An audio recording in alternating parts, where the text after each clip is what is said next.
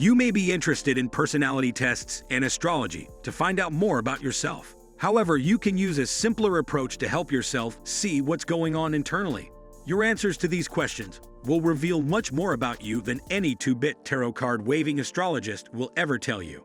Number 10. How often do you use your phone? It's one of the most common irritants of the modern world. Phone starers, those people who mid-conversation, mid-meal, or mid-sentence will stop, unlock their phone, and become absorbed by that little screen. You may even be doing it right now. So, what does this say about your personality? What the first answer might be that you're suffering from ADHD. That is not necessarily true, or at least not the whole truth. A study at Baylor University found that phone addiction has a lot to do with emotional instability. Perhaps most surprisingly, the study found that introverts were less likely to be incessant phone checkers, possibly because the research has suggested that a sense of being connected is one of the most important reasons people check their phone, and introverts have less desire for constant socializing. Perhaps least surprisingly, people that have trouble concentrating also scored highly on the phone addiction scale. Number 9. Do you bite your nails, pull your hair, or pick your skin? Those of us, and there are many of us out there, who occasionally like to bite our nails have probably been told over the years that we're a bit anxious, or highly stressed, or maybe even a little socially awkward. Well, according to psychologists, these are all wrong, sort of. The real reason some people bite their nails is because they're perfectionists. According to a 2015 study published in the Journal of Behavioral Therapy and Experimental Psychiatry, nail biters are just people who are unable to relax and perform tasks at a normal pace. This is what leads to frustration and anxiety, which people will often associate with high-functioning nail biters. Number 8. How quickly do you eat your food? We are what we eat, although how we eat is important too. In fact, it can tell us an awful lot more about ourselves than we might realize. According to behavioral food expert Juliet Boghosian, if you're a slow eater, the kind of person who's still munching long after the bill has arrived, you're the type of person who likes to be in control and tend to be confident and even-keeled. Fast eaters, on the other hand, are more likely to be impatient and ambitious. Perhaps unsurprisingly, adventurous eaters, according to Boghosian, are people happy to try things outside their comfort zone in everyday life, while picky eats are more likely to be a little neurotic and anxious. Finally, if you are the type of person that separates their food and eats one type at a time, then you are methodical and very detail-oriented away from the dinner table. Number 7. How many unread emails do you have? A lot of us will spend a large part of our day sending, replying to, and guiltily ignoring a series of emails. So how we respond to and what we say in our correspondence can say an awful lot about the type of people we are. For starters, the words we use are an important personality indicator. Extroverts are more likely to mention bars, music, party, and drinks, probably because of how much they enjoy company. Narcissists, unsurprisingly, talk a lot about themselves, while those with relatively low emotional intelligence will use words like stress, depressed, and angry. So what about email? Does that matter? Yep, it sure does.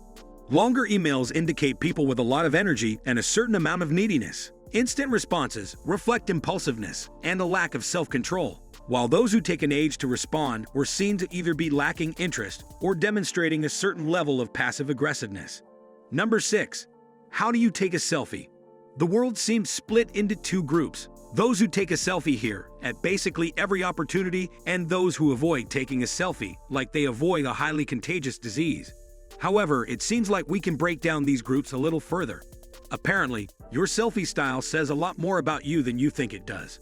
According to research from the Nanyang Technological University in Singapore, friendlier people were more likely to take their pics from below, while the conscientious selfie taker was less likely to display the private space behind them. If you tend to go for the duck face in your selfies, then you are, according to the research, more likely to be neurotic. Interestingly, most people tend not to pick up on these personality details when looking at selfies, perhaps because they're too busy rolling their eyes. Number 5. How comfortable are your shoes? You can tell a lot about a man or woman by the type of shoes they wear, right? But just what is it you can actually tell? Sure, an expensive shoe probably indicates someone who is either wealthy or a little vain. But beyond that, how much does a shoe indicate about the body attached? Quite a lot, actually. According to research published by ScienceDirect.com, those with well-maintained shoes are more likely to be clingy and anxious, as opposed to practical shoe-wearing types, who are more laid-back and agreeable. Are you an ankle boot wearer? If so, try to remain calm here. You might be a little aggressive. Number 4. Where do you look when drinking out of a cup? It kind of follows that the type of clothes you wear and what you type in your email says a lot about who we are as people. But what's about how we hold a drink? No, I'm not talking about what happens when you've had a few too many G&Ts, but literally how you hold the glass. Dr. Glenn Wilson, a consultant psychologist at King's College London, had the unenviable task of observing 500 drinkers at a bar over a month. He broke the drinkers down into 8 categories: the flirt, gossip, fun lover, wallflower, ice queen, playboy, Jack the Lad, and the browbeater. You'll have to check the study out for all the details, but here's an overview. The flirt. Normally, a woman holds her glass with splayed fingers and often over her cleavage. She will appear over her glass when taking a sip, maintaining eye contact. The fun lover will take short sips from his or her glass or bottle, which is held loosely at the neck. The wallflower is shy and will often hold their glass protectively. Their palms are kept hidden while their drink is rarely finished. A mouthful left just in case. The Jack the Lad is conscious of his image and often appears arrogant. He is territorial and will lean back in his chair and is less likely to welcome strangers into his group. The study was specifically aimed at finding out who was the most open to be chatted up, with the flirt, the playboy, and the fun lover coming out on top, so to speak. Number 3. What are your favorite colors?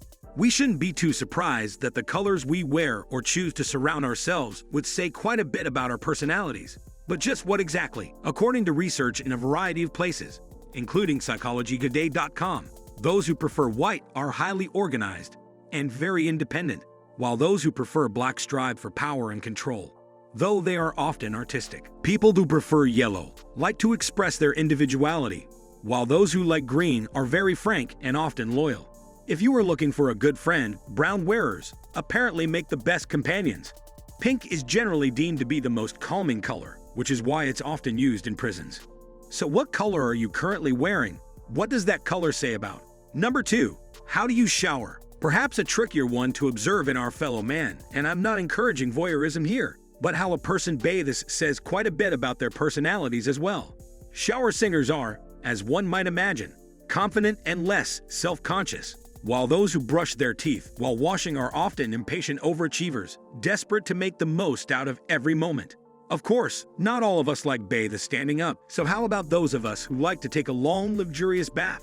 These types are more pleasure-oriented and are laid back and in tune with their body. If you tend to drift and daydream while showering, you are a creative person with plenty of ambition to see the world. Finally, getting very specific here, do you get into the shower before turning it on or after? If you get in first, you apparently have an adventurous spirit and to have a willingness to live on the edge, probably because you run the risk of being frozen by the initial burst of the shower. Number 1.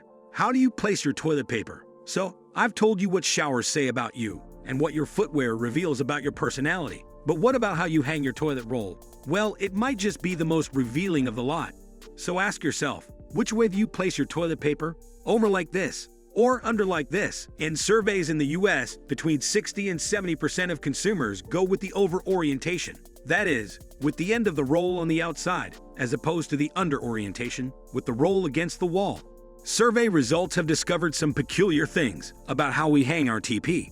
According to studies, if you go under, you are more likely to be earning $20K or less and be politically conservative. Those who go over are said to be more laid back and liberal while also enjoy being in charge. The survey results point to specific trends. No one as yet has figured out why this might be. Of course, people who go with the over orientation are less likely to touch the germ-filled wall the paper hangs against, while the end of the paper is visually distinctive. The under orientation is arguably tedier and definitely makes it more difficult for pets or young kids to unravel a whole roll in one go. Might people who prefer the under orientation be more family orientated and thus more likely to be conservative? I'll let you think about how you want to interpret that. So there you go. Let me know in the comments how you fared and what the questions have said about you. And don't forget to subscribe and make sure to click that bell icon to be part of the notification squad. Thanks for watching.